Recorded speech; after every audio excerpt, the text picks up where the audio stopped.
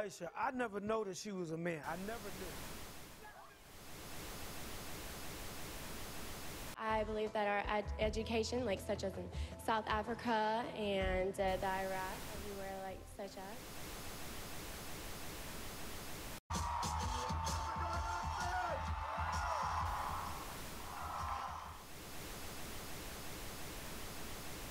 Platform 8 for the 2228 Southern service to Eastbourne via Lewis. Please join flight 2. One option, placing a tracking microchip under a service member's skin. Former Special Operations Officer. And if you hear the shouting, it's a group of demonstrators who've come. 9/11 was an inside job.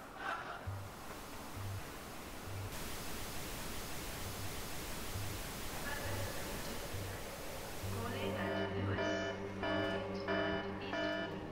This train is forward to coaches. It's no longer a theory. What I'm about to say is fact. The secret organizations of the world power elite are no longer secret. They have planned and are now leading us into a one-world communist government. Well, there have been extraordinary scenes in Berlin tonight as thousands of people gathered to hear Barack Obama deliver key foreign policy speech on his current European tour. The Democratic presidential hopeful laid out his vision for America's place in a new world order, in a new world order, in a new world order. It's not a new idea. President Bush talked about it back in 1991. It is a big idea, a new world order. President Bush said, and it's a phrase that I often use myself, that we needed a new world order. There's a need for a new world order. I call upon all states to join ranks in order to found the new world order of the 21st century. We have before us the opportunity to forge for ourselves and for future generations a new world order.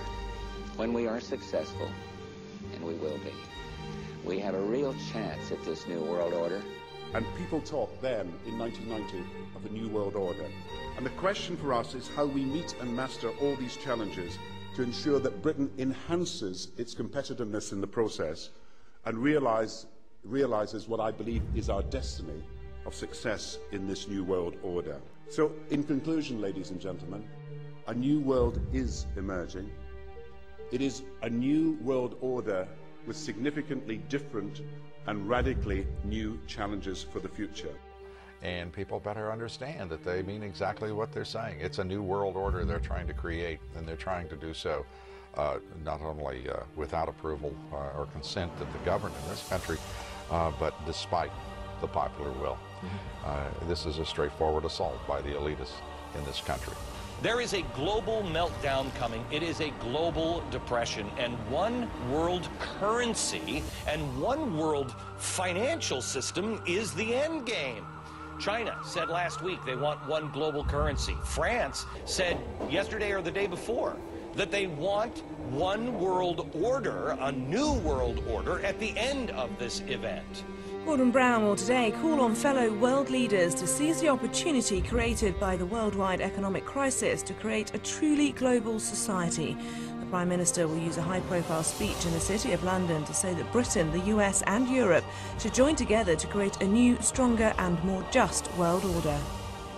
This engineered collapse is there as a massive problem for which you offer the solution, and the solutions are the infrastructure we've been predicting all this time, including the World Central Bank. The goal of this manipulation, and has been for a very long time, is to get the world population to see as a good idea, or the only option in given circumstances that are manipulated into place, the creation of a one-world government, a world central bank which would administer all financial transactions on the planet, a world currency, and a microchipped population linked to a global computer. The wealthy elite who have the money and the power know that if they can create a one world global social system, that they can control the central authority.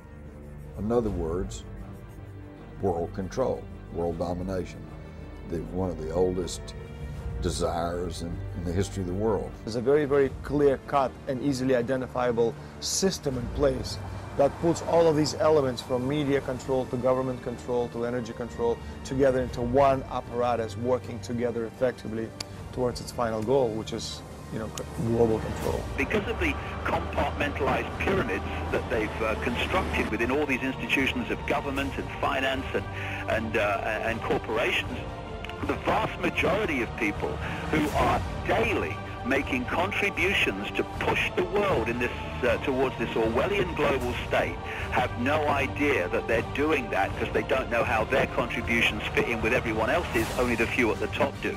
Most people don't have a clue that unelected private bankers actually control the governments of the world.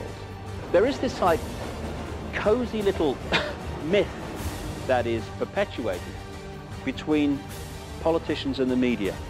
The media report the world as if presidents and prime ministers are the final arbiters and decision makers in the world, which means that the people above the level of presidents and prime ministers that really make the decisions, they're never looked at or exposed by the mainstream media because they're not accepted to exist. The central bankers of the world are working together to create a one-world government. A global police state as sinister as anything George Orwell ever wrote about, where every person on the planet Earth will have an RFID chip implanted. It is the first implantable microchip for humans that has multiple security, financial, and healthcare applications. More than 100 law enforcement officials in Mexico are having microchips implanted in their arms. The chips allow a person to be scanned, sort of like a cereal box at the supermarket. Just like the microchips implanted in the necks of dogs and cats, allowing lost pets to be identified, this glass capsule can do the same for humans.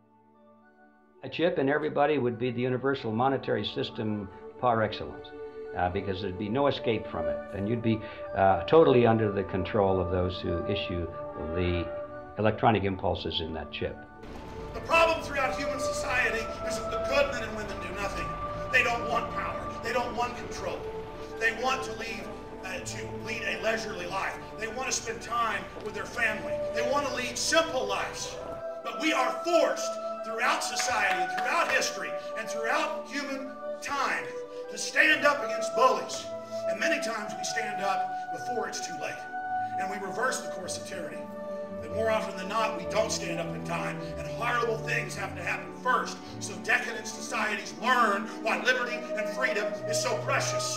If you think you don't like the situation now, then think what you're going to face a little way down the road, and more than anything, think of what your children are going to have to face. Because you think we live in a controlled society now, this is nothing compared with what they are going to have to live in. So in terms of parents who are listening to this information, I would say this: go and look your children in the eyes and tell them that you can't be bothered, or you're too frightened to do anything about it. You're too frightened to get involved, too frightened to get involved in being another conduit for getting this information further and further expanded into the public mind, that you're too frightened to get together with others to stop cooperating with this system and to not be intimidated into coming into line, which is a bit like coming into line in a concentration camp and thinking it will be okay. As long as you stay in line and you do as you're told, you'll be fine. And then you realize at the end of it, well, actually, it ain't fine. And if you'd have all rebelled earlier, then you wouldn't be in the situation you're facing now. The point of mathematics alone ought to let us see where the real power is here. There are billions of people, 6 billion, nearly getting on for 7 billion on this planet, who are being manipulated. There are, in full knowledge of what they're doing, a relative handful of those who are doing the manipulating to the end that we're talking about. They think they've beaten us. They think that they're going to have their way with us. And I'm here to tell them they're not going to have their way with us. We are going to defeat them. You guys aren't going to be able to get away with your New World Order, sir. Talk about Bill. You know what New World Order is. You will never get a New World Order. Never. National sovereignty will prevail. The New World Order is going down, sir. You can laugh. Wake up, people. Wake up. Research the New World Order. This is important. Look it up. Investigate it. Your New World Order will fall. Humanity